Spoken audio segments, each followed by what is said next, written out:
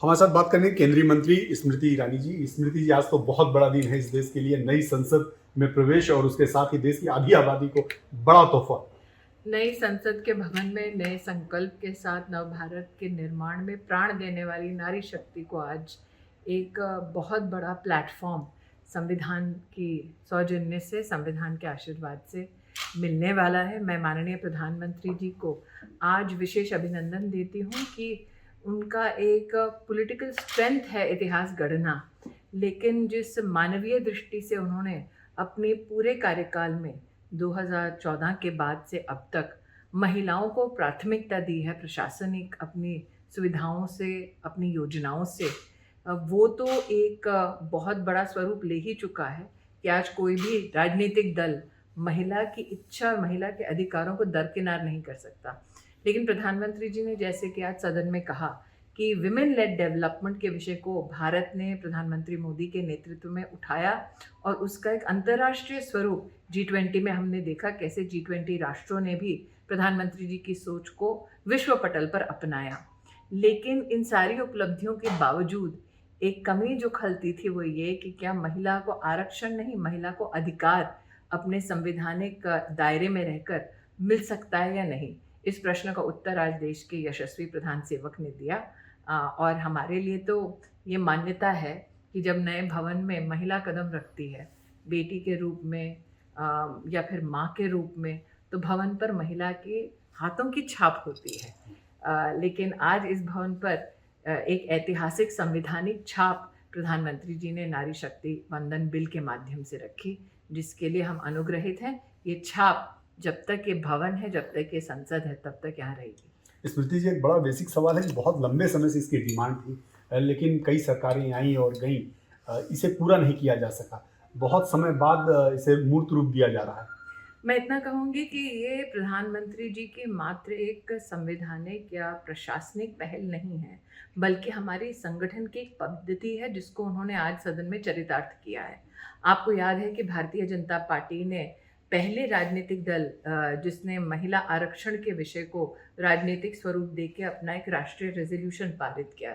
Bharatiya Janata party ने अपने पुरुष की अध्यक्षता में महिलाओं को संगठन में आरक्षण दिया, जबकि सामने एक ऐसा राजनीतिक दल था जिसकी अध्यक्षा महिला होने के बावजूद वो अपने संगठन में इस प्रकार की सुविधा या इस प्रकार का सम्मान अपने संगठन की महिलाओं को नहीं दे पाए। लेकिन संगठन में महिला को सशक्त करने के साथ साथ सरकारी तंत्र के माध्यम से महिला को सशक्त करना और संवैधानिक जो अपनी जवाबदेही के साथ साथ जिम्मेदारी के साथ साथ अधिकार की जो संसदीय प्रणाली में बात होती है उसमें महिला को प्राथमिकता देना, ये प्रधानमंत्री जी ने संगठन से लेकर संसद तक आज अपने उस संकल्प को पूरा किया है। अगर एक कॉमन आदमी को समझाना हो तो इसमें क्या महत्वपूर्ण बातें हैं इस बिल में? मुझे लगता है कि प्रधानमंत्री जी ने आज आह्वान किया कि हर राजनीतिक दल को दल की अपनी दलगत राजनीति से उभर कर राष्ट्रहित में इस विशेष बिल के ऊपर चर्चा भी करना चाहिए और अपने विचारों को भी व्यक्त करना चाहिए। ये मेरा सौभाग्य होगा अगर मैं कल लोकसभा में इस विषय पर बोल सकूं।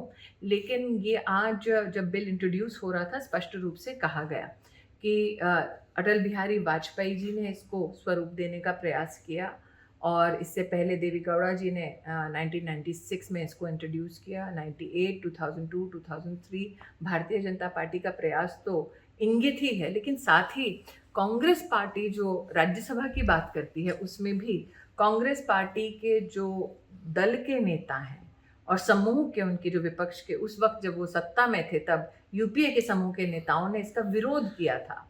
उस वक्त विपक्ष में रहते हुए भी महिलाओं के सम्मान में राष्ट्र के उत्थान की दृष्टि से बीजेपी ने इसका समर्थन किया था। ये किसी षड्यंत्र से कम नहीं कि जो बिल लोकसभा में 2010 से लेकर 14 तक पारित हो सकता था उसे जानबूझकर कांग्रेस के नेतृत्व ने लैप्स किया ताकि उनकी राजनीति चलती रहे, उनकी राजनीति की कोई उनका ही सहयोगी दल बलि न ले। आपको याद होगा कि उस वक्त चाहे वो आरजेडी के नेता हों, चाहे वो बाकी कांग्रेस पार्टी के समर्थक दलों का समूह हो, उन्होंने न सिर्फ बिल पर ओछी टिप्पणी की बल्कि देश की महिला की क्षमता पर भी और राजनीतिक क्षमता पर भी विशेष रूप से बहुत ही अशोभनीय टिप्पणियां की थी।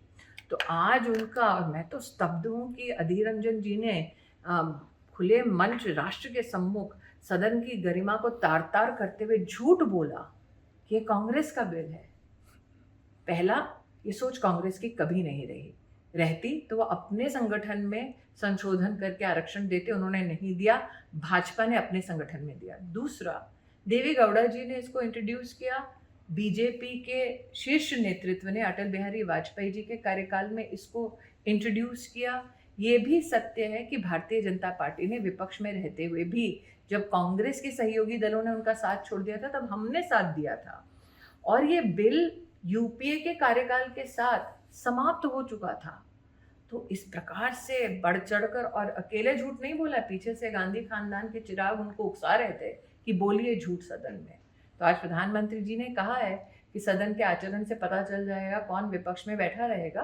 तो जिस प्रकार से झूठ आज सदन के पटल पर रखकर सदन को आपने गरिमा से मुक्त करने का प्रयास किया, वो साफ बताता है कि आगामी समय में भी कांग्रेस पार्टी की जो पूर्व अध्यक्षा हैं वो पत्र लिखने तक सीमित रहेंगी। धन्यवाद हमसे बात करने के लिए। स्मृति ईरानी जी थी जो साफ तौर पर महिला बिल पर बात रख रही थी और कह रही थी कि भारतीय जनता पार्टी का यह विजन ही था कि महिलाओं को सम्मान दिया जाए। Neeraj Pandey, ABP news, Delhi. महिला एवं बाल विकास मंत्री स्मृति ईरानी जी हमारे साथ हैं। स्मृति ईरानी, पहला दिन नए सदन का और नए सदन